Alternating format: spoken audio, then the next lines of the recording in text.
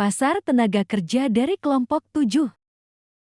Pasar tenaga kerja adalah pasar di mana tempat bertemunya permintaan atau pemberi kerja dan penawaran atau pekerja untuk menentukan jumlah tenaga kerja dan tingkat upah. Di pasar tenaga kerja, perusahaan akan bersaing untuk mendapatkan tenaga kerja terbaik, sedangkan pekerja akan bersaing untuk mendapatkan pekerjaan terbaik. Jenis layanan pertama yaitu jasa. Jasa adalah aktivitas atau tindakan yang dilakukan untuk memenuhi kebutuhan atau keinginan pihak lain. Jasa tidak berbentuk barang, melainkan berupa manfaat yang dirasakan oleh pengguna. Contohnya seperti guru, dosen. Kedua yaitu keterampilan. Keterampilan adalah kemampuan yang dimiliki seseorang untuk melakukan tugas tertentu dengan baik dan efisien, diperoleh dari pengalaman, latihan, atau pelatihan. Contohnya seperti kepemimpinan, desain grafis. Yang ketiga adalah kompetensi.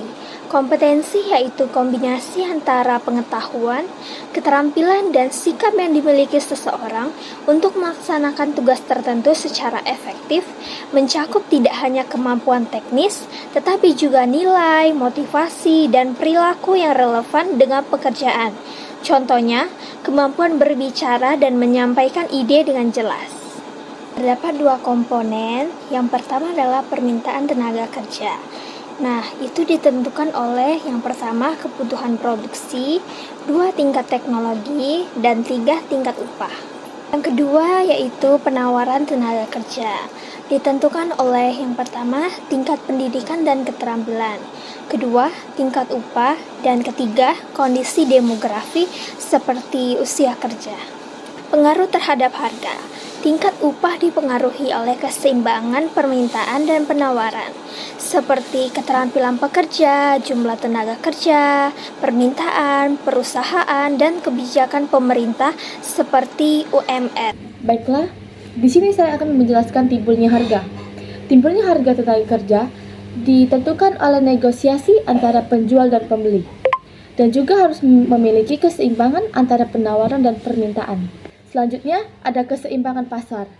Keseimbangan pasar terjadi ketika jumlah tenaga kerja yang ditawarkan sama dengan jumlah tenaga kerja yang diminta pada tingkat upah tertentu. Selanjutnya, ada contoh pasar.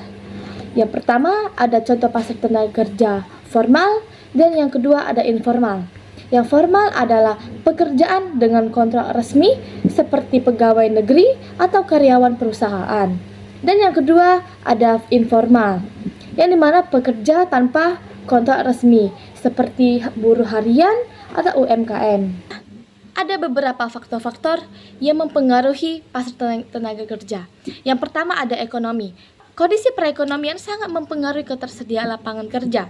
Pertumbuhan ekonomi yang positif mendorong investasi, peningkatan produksi, serta permintaan tenaga kerja. Yang kedua ada pendidikan dan pelatihan kerja.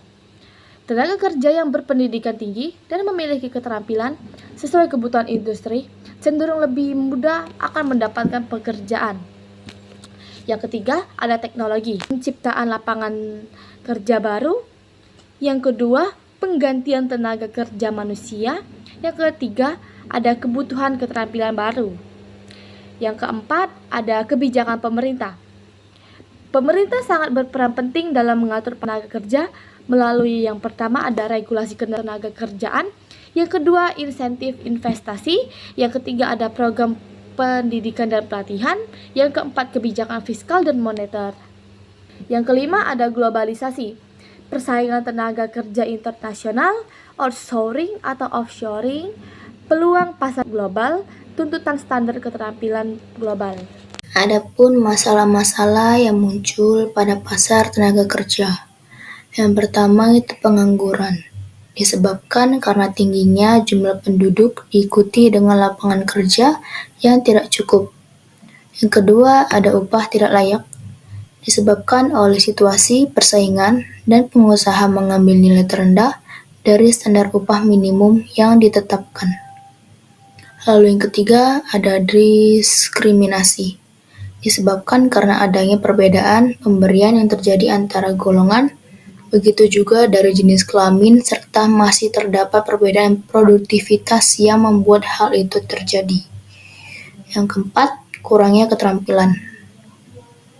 Dikarenakan kemampuan ekonomi masyarakat Indonesia tergolong rendah, menyebabkan ketidakmampuan untuk meraih pendidikan yang tinggi. Lalu yang terakhir, kurangnya lapangan kerja. Timbul akibat jumlah angkatan kerja yang produktif tidak sebanding dengan jumlah lapangan kerja yang disediakan. Untuk kemudahan masuk atau keluar, relatif terbatas, tergantung pada kualifikasi, pengalaman, dan persyaratan kerja. Regulasi seperti kontrak kerja dapat membatasi keluar masuknya dalam pekerjaan. Kurva pasar terbentuk yang pertama karena keseimbangan pasar.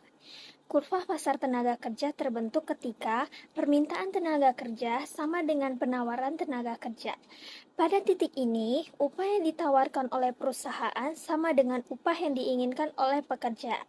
Kedua, permintaan. Kurva ini menurun dari kiri ke kanan. Artinya, semakin tinggi upah, maka semakin sedikit perusahaan yang mau mempekerjakan tenaga kerja. Yang ketiga, kurva penawaran. Kurva ini naik dari kiri ke kanan, artinya semakin tinggi upah, maka semakin banyak pekerja yang mau bekerja. Yang keempat yaitu titik keseimbangan. Titik keseimbangan merupakan pertemuan antara kurva permintaan dan penawaran tenaga kerja. Pada titik ini, upah dan jumlah tenaga kerja yang tersedia mencapai keseimbangan. Kesimpulannya, pasar tenaga kerja merupakan tempat bertemunya penawaran tenaga kerja atau pekerja dan permintaan tenaga kerja atau pemberi kerja. Keseimbangan ini menentukan tingkat upah dan tingkat pengangguran. Kondisi pasar tenaga kerja sangat dipengaruhi oleh faktor ekonomi, yaitu pertumbuhan ekonomi, investasi, teknologi, dan sosial, yaitu tingkat pendidikan, keterampilan, dan demografi.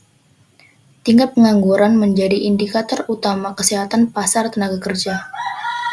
Tingkat pengangguran yang tinggi menunjukkan kurangnya permintaan tenaga kerja atau ketidakcocokan keterampilan.